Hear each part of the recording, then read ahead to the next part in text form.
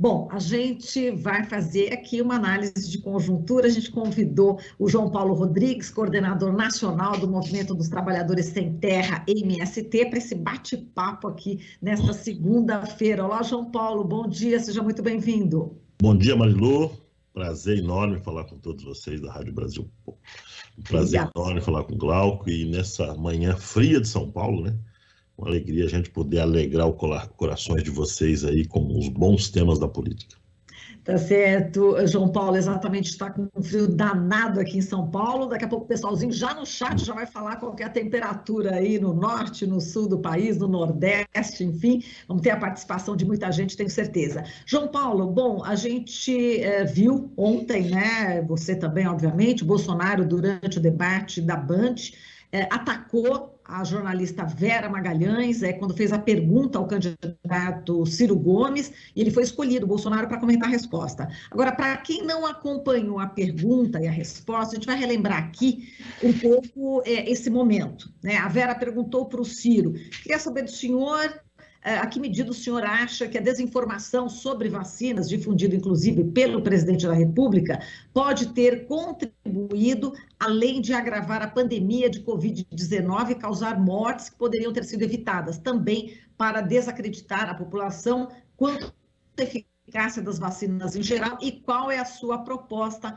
para recuperar o Plano Nacional de Imunização, que já foi orgulho nacional e uma referência para o mundo. Bom, diante dessa pergunta, o Ciro respondeu o seguinte, ele disse, enfim, ele acabou respondendo, mas o comentário agora do Bolsonaro é que importa nesse momento por conta dessa agressão, né, a Vera Magalhães. Ele disse o seguinte, Vera, não podia esperar outra coisa de você, eu acho que você dorme pensando em mim, você tem alguma paixão por mim, você não pode tomar partido em um debate como esse, fazer acusações mentirosas ao meu respeito. Você é uma vergonha para o jornalismo brasileiro. E, obviamente, né, João Paulo, eu como mulher, como jornalista, eu me solidarizo aqui com a Vera Magalhães, repudio a atitude misógina do Bolsonaro. A gente pode discordar em algum momento, né, em relação à própria Vera Magalhães, mas a gente não pode exatamente ofender dessa maneira a nossa colega, né? A Associação Brasileira de Jornalismo Investigativo, Abrage, publicou uma nota também exigindo que o presidente da República respeite as profissionais que trabalham na imprensa. E, João Paulo, você, né, acha que o eleitorado, como é que o eleitorado feminino deve reagir diante dessa atitude, mais uma atitude misógina do Bolsonaro na hora agora do voto? Essa parcela do eleitorado, antes desse ataque a Vera Magalhães, né, já era motivo de preocupação por parte dos coordenadores de campanha de Bolsonaro. E agora você acha que tem mais motivos para ficarem mais preocupados? Essa agressão de Bolsonaro deve ter esse impacto, impactar essa questão no voto, na sua opinião? Marilu, olha, primeiro nossa solidariedade à Vera Magalhães, toda ela, nós do MST, temos divergências sobre o que ela pensa sobre temas da política, mas ela é uma profissional seríssima e toda a nossa solidariedade. O que o Bolsonaro fez com ela precisa ser denunciado e precisa que ele rapidamente, para não ter maiores problemas, peça desculpa pelo que ele fez. Porque além dele não responder a pergunta, ele atacou ela como uma profissional e que, enfim, foi um triste momento da história democrática brasileira num debate de tão importância e relevância como aquela. Então, primeiro, nosso repúdio ao Bolsonaro sobre esse assunto. A segunda questão que eu quero mencionar é que o que estava em jogo ali ontem era para os eleitores indecisos. Essa para qual foi a estratégia de todos os candidatos que estavam ali. E nesse sentido, eu acho que o Bolsonaro fez um gol contra. Eu não tenho dúvida, e não vale só para as mulheres, vale para os homens, para a juventude. Ninguém aceita ou quer votar num presidente da República com o nível de autoritarismo e o nível de despolitização que foi o Bolsonaro ontem, sobre todos os assuntos. Então, eu acho que foi um tiro no pé para o Bolsonaro, e a minha avaliação que o debate, nas linhas gerais, foram muito bom. É um debate para formador de opinião e um debate para indeciso, e nesse sentido eu acho que a estratégia do Bolsonaro foi ruim. Tenho para mim que o Ciro Gomes sai menor desse debate, tinha uma expectativa muito grande, porque o Ciro está se preparando para esse debate, tem, pelo menos, segundo ele, 20 anos. E a fala do Ciro foi água com açúcar, não acrescentou nada. E acho que o Lula precisou se cuidar muito, e acho que nesse sentido ele conseguiu terminar o debate sem cair nas cascas de banana, sem cair nas provocações, que tudo estava montado para provocar ele. Ele saiu tranquilo, me parece que não caiu em nenhuma provocação. E claro, as duas companheiras senadoras fizeram um bom trabalho, foram para cima, fizeram um bom debate, e elas saíram sim, as duas saíram grande do debate referente aos demais. Agora, a questão da corrupção, né? Como é que você viu, enfim, a postura, né? A resposta do candidato Lula neste debate e também em relação à entrevista, né? Que foi bastante impactante no Jornal Nacional. Como é que você analisa também essa questão?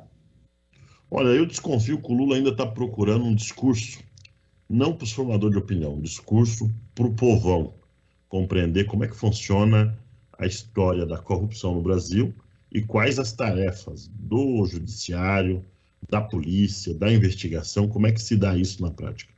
E eu acho que ele vai ter um desafio muito grande, porque primeiro ele tem que provar publicamente a sua inocência a todo momento que ele é atacado.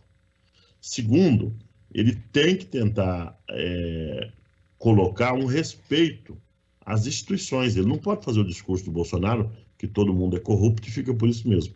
Então, acho que o Lula tem feito um esforço de dizer, olha, existe corrupção no país, ponto.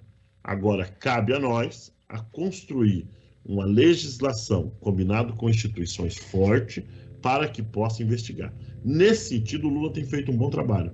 Está conseguindo demonstrar que a corrupção não resolve com forca, não resolve com liberação de arma, não resolve com conversa na internet. A corrupção é um problema da natureza do sistema político brasileiro, é horrível, terrível, mas que na medida que constitui organismo que possa ter autonomia para gerenciar é importante. Eu desconfio que o Lula ainda não conseguiu tratar com a população o que foi a Lava Jato sobre o seu caso. Eu acho que ele precisa ainda falar mais sobre o que foi o sítio, o que foi o triplex, o que foi o Petrolão, porque são um conjunto de ações que vira e mexe cai para cima dele. E a justiça já comprovou, o Lula não tem nada a ver com isso, ponto. Então, acho que esse é o embate que está colocado aí sobre o tema da corrupção. E não é um assunto simples, porque, de modo geral, tudo que o Lula fala, o Bolsonaro não ouve nada disso. Você é corrupto e ex-presidiário. Exato. Agora, nesse sentido, João Paulo, por mais tempo, o ex-presidente Lula conseguiu, na sua opinião, no Jornal Nacional, falar mais, né, a respeito exatamente dessa questão do que ontem, né? Quer dizer, as pessoas elas acabaram entendendo melhor tudo isso que você acabou de falar nessa primeira entrevista do que nesse debate? Olha, volto a dizer, ontem era uma audiência muito baixa comparada ao Jornal Nacional. O Jornal Nacional estava com 40 milhões de habitantes, de ouvintes. Ontem, em números, parece que era de 1 milhão e pouco. Então, ou seja, não se compara. Segundo, era um público formador de opinião. Terceiro, eu acho que o Lula queria falar com um eleitor indeciso, classe média, formador de opinião, e estava tentando, pelo que eu compreendi, trabalhar sobre outros aspectos. Primeiro, ele chamou muita atenção referente à sua experiência de governo. Ele quis dar essa demonstração. Eu entendo, eu já fiz, eu sei como é que faz, eu sei como é que resolve. Segundo, ele deu pistas sobre o seu programa de governo, do ponto de vista de como é que vai tratar o tema da educação, quando ele gastou um pouco mais de energia, o tema da saúde, quando ele trata o tema da vacina, e ele dá pistas de que vai ter um governo comprometido com o combate à fome. Eu acho que essa foi o tom dele. E, por fim, um Lula moderado, paz e amor. Ele poderia ter atacado o Bolsonaro, poderia ter atacado. Eu acho que ele só levantou o tom quando ele disse que o jardineiro e os trabalhadores sabem como é que foi o governo dele. Ele poderia ter trabalhado aquele mesmo tom o tempo todo, porque ele tem argumento e eu sinto que ele ficou se segurando sobre esse aspecto. Agora, eu acho que, nesse sentido, o debate acabou cumprindo um papel importante, porque também demonstrou a fragilidade dos outros candidatos, em especial do programa do Ciro, que não conseguiu apresentar, e do Bolsonaro, que não apresentou uma única linha do que ele vai fazer sobre os problemas sociais brasileiros. Falando em problemas sociais brasileiros, João Paulo, vamos falar da questão da fome, né? E o papel também do MST na luta, justamente para tentar fazer com que a população seja alimentada e com alimento de qualidade. Bom, o MST, já na entrevista do Jornal Nacional, teve um grande destaque, porque o ex-presidente Lula falou a respeito do MST como o maior produtor de arroz orgânico do Brasil e da América Latina, obviamente, também e teve esse destaque. E a gente sabe que vocês, inclusive, foram, né, até a Rede Globo na sexta-feira, não é isso? Levar uma cesta, né, de alimentos do MST. Bom, ao falar dessa visita, né, à Globo com essa cesta de alimentos, eu gostaria que você falasse, João Paulo, da preocupação do MST em relação ao futuro governo, sobre justamente a agricultura familiar, sobre essas políticas públicas de combate à fome e como foi nesses 4 anos esse desmonte nesse setor. Olha, primeiro agradecer ao presidente Lula por ter feito uma defesa do MST e ter pautado o assunto da fome com muita clareza e, ao mesmo tempo, o papel das cooperativas nossas em produzir alimentos saudáveis, em produzir comida. Somos o maior produtor de arroz orgânico. Então, eu liguei para ele para agradecer no dia seguinte, diz, olha, o MST cumprirá esse papel do ponto de vista histórico, que é produção de alimento, como uma das tarefas principais da reforma agrária. Então, essa é o tom. A segunda questão é que houve um desmonte do ponto de vista do que é o principal elemento para a produção de comida. Se organizar uma política agrícola ou agrária, como queira, o governo Lula e mesmo o Fernando Henrique teve que avançar em 4 eixos. O primeiro é terra. Não tem como você fazer uma feijoada sem ter feijão. É igual fazer reforma agrária, você não tem terra. É essencial. O governo desmontou o INCRA e passou para a mão dos ruralistas. O presidente da UDR, que é o diretor do INCRA, que é o Naban Garcia. A segunda grande desmonte deles foi com a política de crédito. Voltou o crédito somente para o agronegócio. A terceira medida deles foi desmontar toda a infraestrutura da Conab, que organizava as compras dos alimentos para armazenar, preço mínimo e assim por diante. Também desmontou. E, por fim, toda e qualquer política de assistência técnica. Então, esses 4 mandamentos da agricultura, ele é essencial. Você tem que ter terra, crédito, assistência técnica e comercialização. Se você não tem isso, acaba toda e qualquer política de agricultura, para o grande, para o pequeno e para o médio. E ele só priorizou o grande. Diante disso, o próximo governo, de preferência para o governo Lula, vai ter um desafio muito grande, que ele tem que resolver o problema da fome, não é tendo dinheiro para comprar alimento. Tem que ter alimento. Se hoje a população brasileira resolver almoçar e tomar café todo mundo, você não tem alimento. Estou te falando de aproximadamente 90 milhões de brasileiros que vão voltar a comer decentemente. Para esses brasileiros voltar a comer, tem que ter um programa emergencial de plantio, de produção de alimentos, queijos, leites, hortifruti, para dar conta de um mercado tão problemático. Fora isso, ainda temos, Mariluz, problemas ambientais, falta de chuva, excesso de chuva, que acaba desorganizando toda a política de produção de alimento no Brasil. Quer dizer, está totalmente interligado aí essa questão das mudanças climáticas, né, a defesa do meio ambiente com a produção de alimentos e políticas públicas voltadas para justamente tentar fortalecer esse setor, né, João Paulo? Sem dúvida nenhuma. Eu estou muito preocupado com a fome hoje, não é quando o Lula ganhar. Nós, inclusive, essa semana vamos ter o Grito dos Excluídos. Uma das pautas que nós queremos no dia 3 é denunciar o problema da fome e da miséria. Queremos chamar a atenção dos seus ouvintes aqui para que possa contribuir nas campanhas de doação que está tendo no país inteiro, ser solidários a essa agenda, porque nós não podemos esperar fevereiro para resolver o problema da fome. O Betinho já dizia, quem tem fome tem pressa, e tem muita gente na situação de miséria. É um absurdo o Bolsonaro ir para a televisão e dizer que não viu ninguém na porta de uma padaria pedindo pão. É porque não anda nas portas de padaria, porque senão ele vai ver a quantidade de gente que tem aqui nos Campos Elíseos pedindo pão, pedindo de tudo. É uma situação delicadíssima de fome e de miséria. Exatamente, fome, miséria. Outro dia você me fez lembrar agora, João Paulo, na porta da padaria aqui perto de casa, um senhor pedindo justamente comida e eu estava saindo, né, do mercadinho aqui ao lado, tinha comprado maçã e dei maçã para ele. E ele disse: Eu não posso comer essa maçã, eu não posso aceitar. Aí eu perguntei: Mas por que que o senhor não pode aceitar? Ele falou: Eu não tenho dente. Eu não tenho como comer essa maçã. Quer dizer, é um problema, a gente não tem a dimensão. Quer dizer, a gente que está na rua, eu sou jornalista, você é do movimento social, a gente tem uma noção, mas exatamente o que acontece, né? O que essas pessoas sofrem, né, João Paulo? Quando é que a gente ia imaginar, né, que uma pessoa não pode comer maçã porque não tem dente?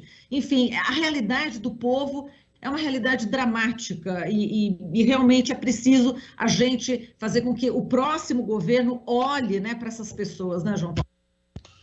Essencial. Por isso é que o MST se coloca à disposição de nós produzir alimentos, Marilu. Essa é a nossa tarefa. Nós temos que transformar os mais de 20 milhões de hectares de terras que está sob o controle dos assentamentos de reforma agrária em uma grande área de plantio.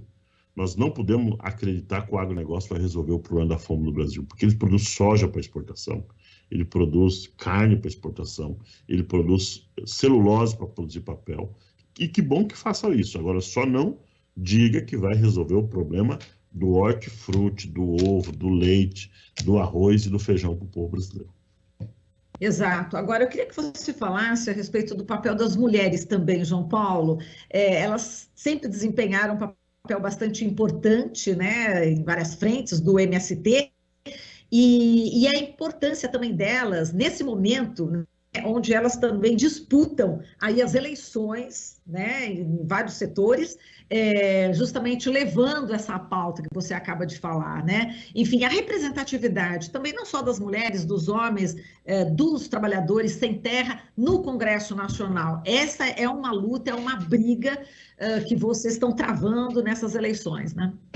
Olha, primeiro, todos sabem que a agricultura, a sua origem, é uma construção coletiva das mulheres, né? Desde sempre, as mulheres foram a vanguarda no cultivo, no cuidado da semente, no cuidado de separar as várias origens das produções, enfim, ela tem um acúmulo histórico de comandar a agricultura como um todo. E hoje não é diferente.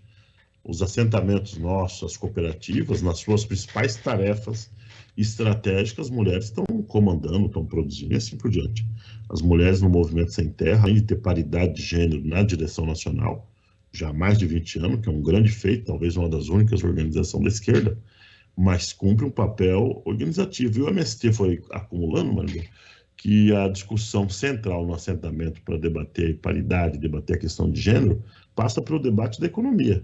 Ou as mulheres têm a sua independência econômica, o seu controle econômico, ou todo o debate que você faz vai para o ralo. Claro que tem a sua importância ideológica. E, por fim, uma outra conquista importante, que é que o INCRA já tem mais ou menos no início do governo Lula, o lote sai primeiro no nome da mulher e depois no nome do homem, justamente para não correr o risco do homem separar aquela confusão toda que tem e machismo e a mulher ficar sem ter o seu direito adquirido. Então, é um direito muito importante. Ontem até o Bolsonaro veio falar isso, que deu tantos títulos, 80% é das mulheres. Só esqueceu de dizer que é uma lei do governo Lula, que as mulheres têm garantia do lote de reforma agrária, o lote sai no nome dela, e filhos, etc., e marido. Então, acho que isso ele esqueceu de dizer ontem. Então, nesse sentido, é que as mulheres cumprem um papel importantíssimo do ponto de vista da organização, do ponto de vista da produção e, claro, do ponto de vista do comando político dos territórios aonde que existe. Óbvio que tem um monte de desafio.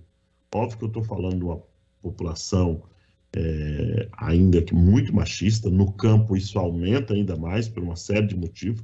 E a forma de resolver isso é muita luta, muita formação e, óbvio, o protagonismo das mulheres no comando. Nós ainda temos uma esquerda branca e uma esquerda de homens. Nós temos que avançar sobre isso e não tenha dúvida que o MST dará sua contribuição histórica sobre esse assunto. Tá certo. João Paulo, a gente agradece aqui a sua participação. Forte abraço para você, até a próxima. Agradeço a todos e a todas, continua sintonizado aí na nossa Rádio Brasil e quero aproveitar e mandar um abraço a toda a companheirada e dizer que é muito importante nós se somarmos no 7 de setembro, nas mobilizações, afinal de contas nós estamos celebrando 200 anos de independência do Brasil. E isso tem que ser celebrado não só pelos milicos, não só pelo Exército, mas por todo o povo brasileiro. Uma conquista fruto de muita luta. Muito obrigado, agradeço a oportunidade. Obrigada, João Paulo. Um abraço para você. A gente falou aqui com o João Paulo Rodrigues, coordenador nacional do Movimento dos Trabalhadores Sem Terra, o MST. Estamos apresentando Jornal Brasil Atual. As notícias que os outros não dão.